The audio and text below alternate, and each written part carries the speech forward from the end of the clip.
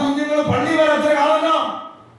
കുമ്പസാരിക്കാൻ ഒരു വൈദികന് മുമ്പിൽ ഒരു സഹോദരൻ മുട്ടുകുത്തണമെങ്കിൽ അവന് വിശ്വാസം വേണം.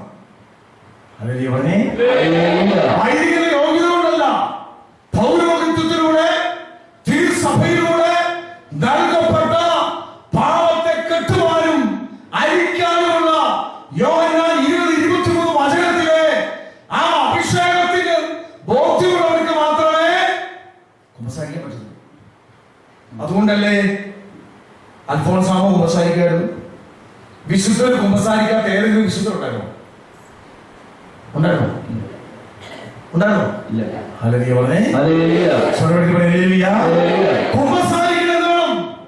വിശ്വാസം. വിശുദ്ധ കുർബാനയ്ക്ക് പങ്കെടുക്കണമെങ്കിൽ എന്താണ്? രാവിലെ പ്രഭാതത്തിൽ എഴുന്നേറ്റ് ഇടവ ദേവാലയത്തിൽ വിശുദ്ധ കുർബാനയിൽ പങ്കെടുക്കണമെങ്കിൽ ഒരു ദൈവ പൈതൽ എന്ത് വേണം? ഈ ഗോതമ്പപ്പത്തിനകത്ത് ജീവനുള്ള ദൈവമുണ്ടെന്ന് വിശ്വാസം ഉണ്ടെങ്കിൽ മാത്രമേ വിശുദ്ധ കുർബാനയിൽ വരാൻ പറ്റത്തുള്ളൂ.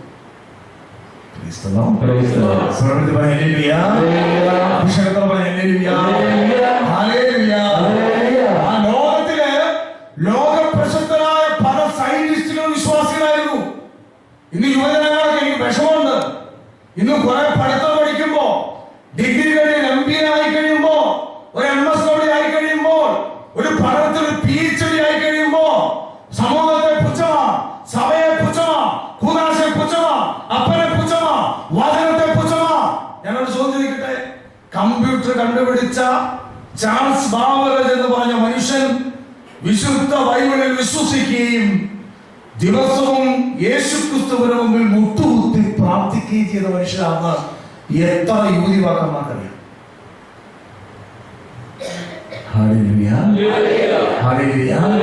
ലോകത്തിൽ ആദ്യമായിട്ട് ചന്ദ്രമണ്ഡലത്തിൽ കാലുകുത്തിയ മനുഷ്യനാണ് നീൽ ആംസ്ട്രോങ്. ലോകത്തിൽ ആദ്യമായിട്ട് ചന്ദ്രനിൽ കാലുകുത്തിയ മനുഷ്യൻ നീൽ ആംസ്ട്രോങ്. അദ്ദേഹം ചന്ദ്രനിൽ കാലുകുത്തിയിട്ട് അദ്ദേഹം ആദ്യം കൊണ്ട പുസ്തകം വെച്ചു ബൈബിളാണ്. ചന്ദ്രനിൽ ആദ്യമായിട്ട് ചെന്ന പുസ്തകം ബൈബിളാണ്.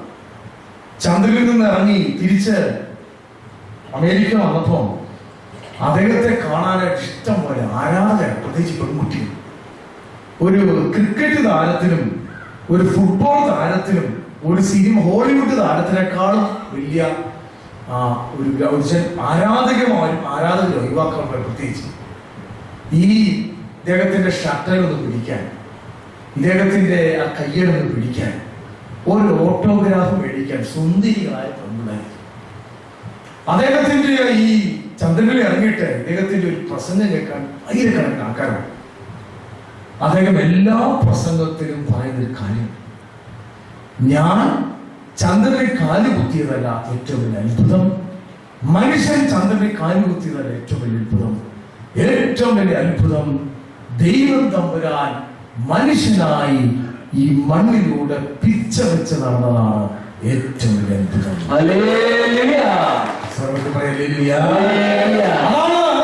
ദൈവം തന്ന ബുദ്ധി ഉപയോഗിച്ച് ദൈവത്തിന് വേണ്ടി ചിന്തിക്കുന്നതും പ്രവർത്തിക്കുന്നതുമാണ് വിശ്വാസം. ബുദ്ധി വേണ്ടതായും പറയുന്നില്ല, ബുദ്ധി പരിശുദ്ധാത്മാവിന്റെ ദാനമാണ്. ദൈവം തന്ന ബുദ്ധി ഉപയോഗിച്ച് ദൈവത്തിനെതിരായി സാത്താൻ അടിമവെച്ച് ദൈവത്തിനെതിരായി ചിന്തിക്കുന്നതും പ്രവർത്തിക്കുന്നതുമാണ് നീശരവാദം, ഭൗതികവാദം എന്ന് പറയുന്നത്. ഹല്ലേലൂയ പറഞ്ഞേ.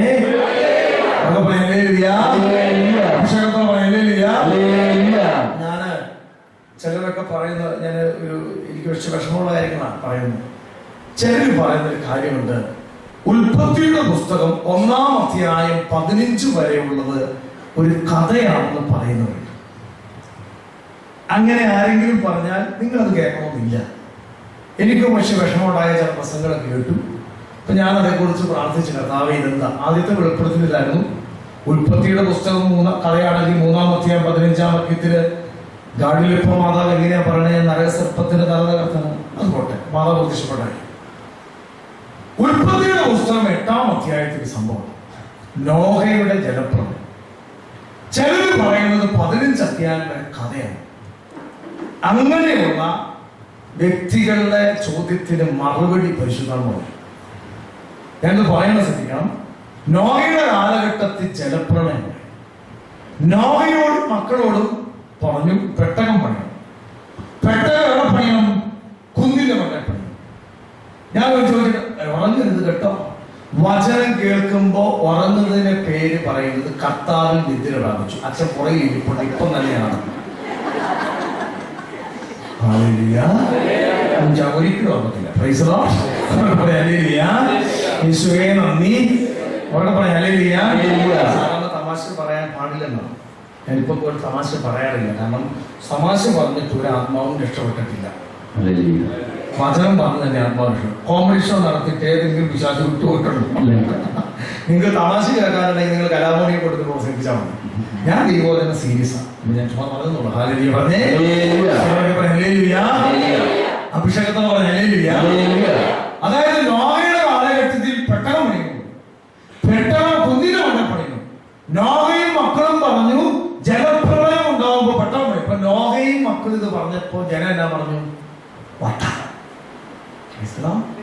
അങ്ങനെ പറയുന്നവരെ എനിക്കറിയാം. വട്ടാലിച്ചെന്താ? വട്ട. പാളമനാലിച്ചെന്നാ? വട്ട. ഇപ്പച്ചനോ നല്ല വട്ട. എന്റെ അടുത്ത് നാട്ടുകാർ പറയുമ്പോ മൂത്ത വട്ടാന്ന് പറയുന്നത്. ഒരു കാര്യം ഉറപ്പാണ്, സഭയിൽ കുറെ വട്ടന്മാരും കുറെ ഭ്രാന്തന്മാരും ക്രിസ്തുവിന് വേണ്ടി ഇറങ്ങിയത് കൊണ്ടാണ് ഇന്നും അഭിഷേകമുള്ളത്. സഭ സ്ഥാപിച്ച 2 പേരാണ്. വിശുദ്ധരെ അവരൊക്കെ സമർപ്പണമായി സഭ.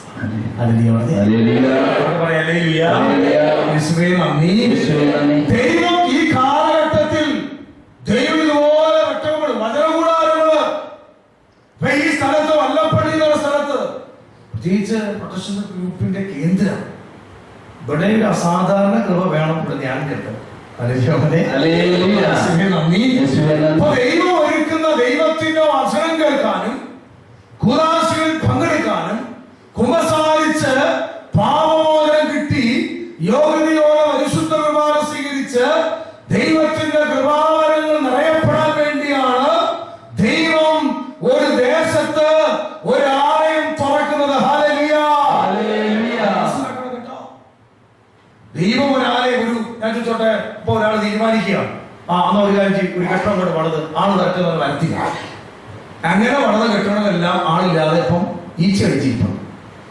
മിക്ക സ്ഥലങ്ങളും ഞാൻ കണ്ടിരിക്കുന്നത് അട്ടപ്പാടി ധ്യാനകേന്ദ്രം, അണക്കര തോട്ട ധ്യാനകേന്ദ്രം, അതുപോലെ തന്നെ ചിറ്റൂർ ധ്യാനകേന്ദ്രം, എല്ലാ ധ്യാനകേന്ദ്രത്തിന്റെ തുടക്കം ദാരിദ്ര്യത്തിലാണ്. തിരിച്ചു വലിയ കെട്ടിടം പണിതിട്ട് ജ്ഞാനഹാളെല്ലാം പണിതു, എല്ലാം ഓക്കെ ആക്കി, 300 പേർക്ക് താമസിക്കാൻ എല്ലാം റെഡിയാക്കി. പക്ഷെ ആള് വരുന്നില്ല.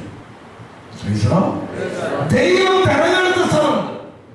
ദൈവം ഒരു സ്ഥലത്ത് ദൈവമക്കളെ വിശദീകരിക്കാൻ, ദൈവമക്കൾക്ക് വിടുതൽ കൊടുക്കാൻ ദൈവം ചില പ്രത്യേക സ്ഥലങ്ങളെ തെരഞ്ഞെടുക്കും. ഹല്ലേലൂയ.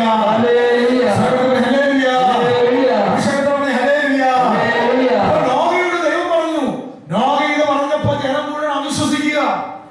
അപ്പോൾ ജലപ്രളയം ഉണ്ടായി, ജനം മുഴുവൻ നശിച്ചു. നോഹയും മക്കളും പെട്ടകത്തിൽ കയറി രക്ഷപ്പെട്ടു. അവസാനം ജലപ്രളയം താങ്ങു. വചനം പഠിപ്പിക്കുക, നോഹയുടെ പെട്ടകം ഒരു പർവ്വതത്തിൽ ഉറച്ചതായി വിശുദ്ധ ബൈബിൾ സാക്ഷ്യപ്പെടും. അതിന്ന് തുർക്കി എന്ന് പറയുന്ന മുസ്ലിം രാജ്യത്ത് അറാലത്ത് എന്ന് പറയുന്ന പർവ്വതനിരയിൽ 17,000 അടി ഉയരത്തിൽ മഞ്ഞ് പർവ്വതങ്ങളോട് കൂടിയ മഞ്ഞുകെട്ടയ്ക്കകത്ത് കഴിഞ്ഞ 7 വർഷം മുമ്പ് ബ്രിട്ടീഷ് ചൈനീസ് പര്യവേക്ഷകര് ഈ ഗവേഷണം നടത്തുന്നവര് വർഷങ്ങൾ നോക്കിയതാണ്. നോഹയുടെ അറകളോടുകൂടിയ പെട്ടകം പുറത്തെടുത്തു. നാഷണൽ ജിയോഗ്രാഫി ചാനൽ അത് പുറത്തുവിട്ടു. അപ്പോ 15 അധ്യായ കഥയാണോ? കഥയാണോ? അല്ല, ഇത് കഥയല്ല. അപ്പൊ ആര് കണ്ടു? ഞാൻ ആണത്തെ ആരും കണ്ടിട്ടില്ലല്ലോ. പിന്നെ എങ്ങനെയാ ആണവായി ഉണ്ടായി? അതൊരു വെളിപ്പെടുത്തലാണ്. യേശു ക്രിസ്തുവിന്റെ ജനനത്തിന് 700 വർഷം വർഷങ്ങൾക്ക് മുമ്പ് യെശയ്യാ ദീർഘദർശിയിലൂടെ പരിശുദ്ധാത്മാവ് യേശുവിന്റെ പീഡാസഹനത്തെ കുറിച്ച് വെളിപ്പെടുത്തി. ഹല്ലേലൂയ പറഞ്ഞേ. യെശയ്യാ 53 അധ്യായത്തിൽ പറയുന്നുണ്ട്, മനുഷ്യന് തോന്നാത്ത വിധം അത്രമാത്രം നിരൂപനാക്കപ്പെട്ടു. അവൻ നമ്മുടെ അതിക്രമങ്ങൾക്ക് വേണ്ടി പാടുപീഡകൾ സഹിച്ചു എന്ന് യേശു ക്രിസ്തുവിന്റെ ജനനത്തിന് 700 വർഷങ്ങൾക്ക് മുമ്പ് പരിശുദ്ധാത്മാവ് യെശയ്യാ പ്രവാചകന് വെളിപ്പെടുത്തിയിട്ടുണ്ടെങ്കിൽ ഉൽപ്പത്തിയുടെ പുസ്തകത്തിൽ ആദത്തിന്റെ ഹവ്വായുടെ കഥയല്ല, അത് പരിശുദ്ധാത്മാവിന്റെ വെളിപ്പെടുത്തല. കൈയടിച്ച് കേട്ടാണ് അത് പറയട്ടെ, ബൈബിൾ കെട്ടുകഥയല്ല.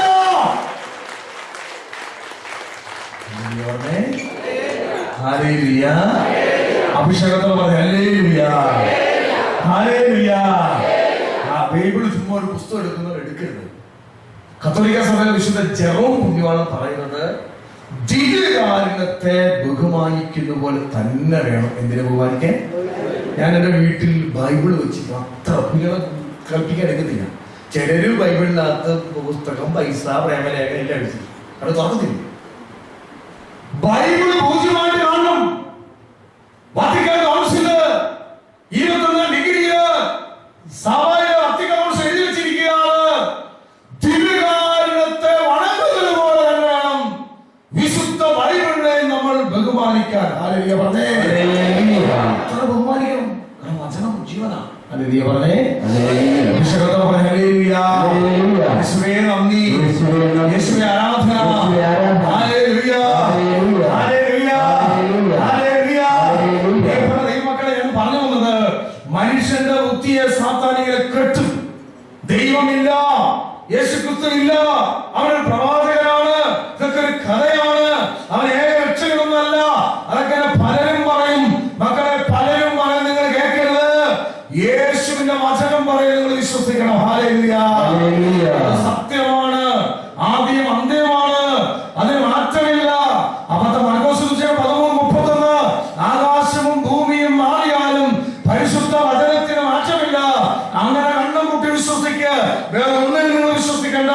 മരണത്തിനപ്പുറം ഒരു നിത്യജീവനുണ്ടെന്നുള്ള പ്രത്യാശയിൽ നമ്മൾ ജീവിക്കാൻ തുടങ്ങുമ്പോൾ നമ്മുടെ ജീവിതത്തിലെ സഹനങ്ങളും നിന്ദനങ്ങളും അപമാനങ്ങളും ഒരു പുണ്യമായിട്ട് നമ്മൾ കരുതാൻ തുടങ്ങും. Hallelujah, hallelujah, hallelujah.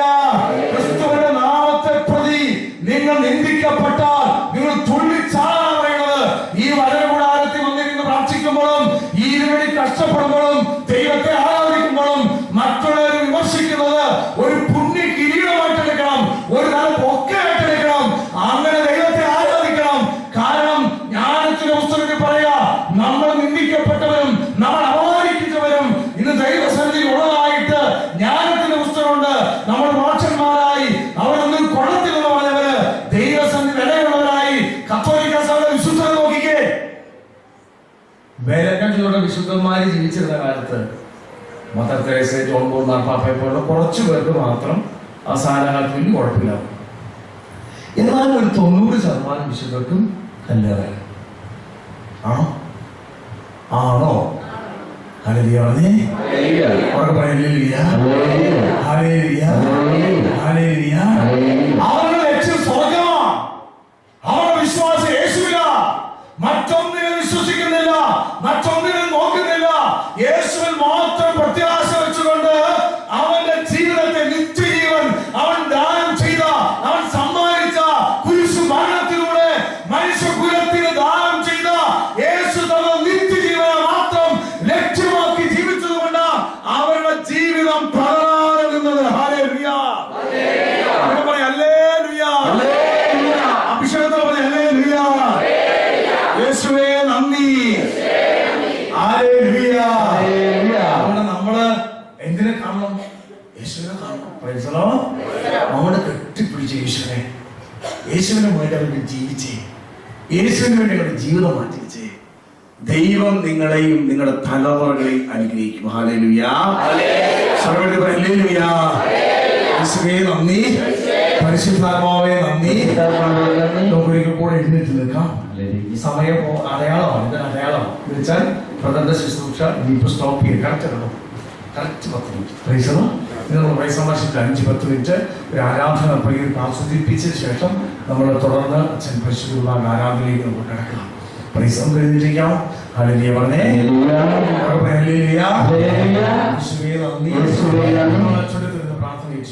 ഒന്ന് കരങ്ങൾ ഹൃദയത്തോട് ചേർത്ത് വെക്കുക. പറ്റുമെങ്കിൽ തലയിലോട്ട് കരന്ന് കമർത്തി വെച്ചു. കാരണം ഈ തലയാണ് പ്രശ്നം. എന്താ പ്രശ്നം?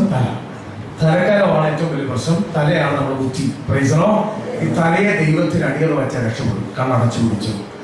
കർത്താവായ യേശുവിന്റെ മുക്കിയിടത്തിൽ ഒഴുകുന്ന പരിശുദ്ധ രക്തം കത്തോലിക്ക സഭയിലെ വിശുദ്ധയായ വിശുദ്ധ ബ്രിജിറ്റയ്ക്ക് കർത്താവ് വെളിപ്പെടുത്തി കൊടുത്തു.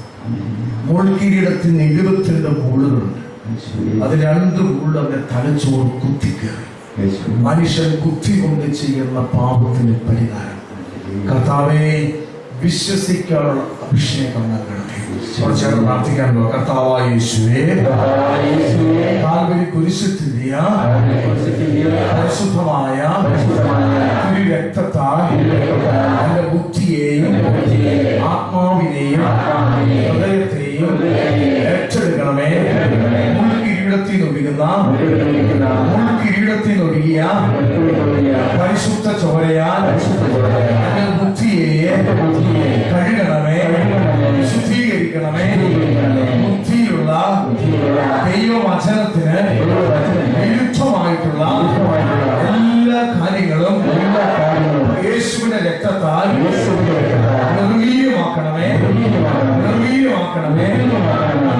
യേശുവേ, ബുദ്ധിയെ അവന്റെ പരിശുദ്ധാത്മാവിനാൽ നിറയ്ക്കണമേ.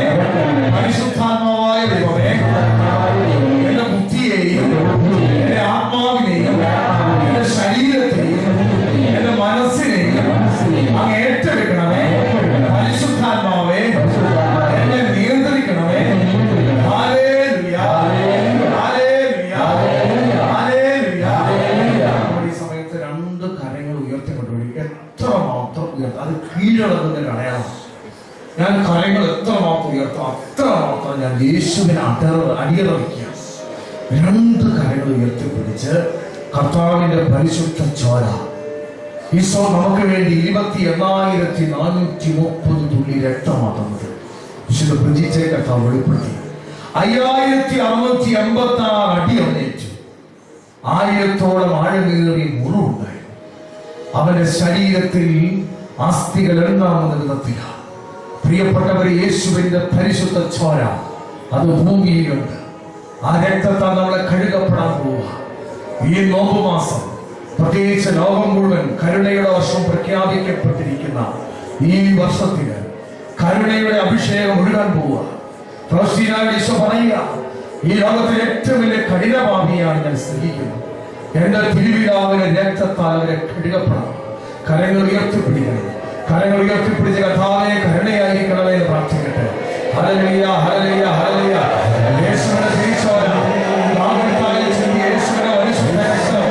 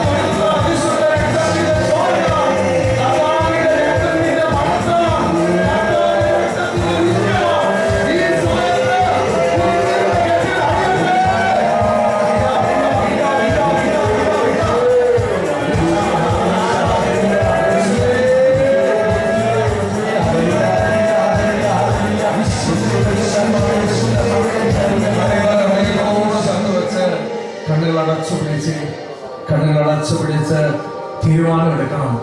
ഞാൻ ദൈവത്തെ വിശ്വസിക്കാം, അവന്റെ വചനത്തെ ഞാൻ വിശ്വസിക്കും, തിരുസഭയെ ഞാൻ വിശ്വസിക്കും, പരിശുദ്ധ കൂദാശയെ ഞാൻ വിശ്വസിക്കും. കണ്ണുകളടച്ചൊരു തീരുമാനം എടുത്തേ, തമ്പുരാനെ നിന്നെ വിശ്വസിക്കാനുള്ള ഒരു അഭിഷേകം നൽകണമേ.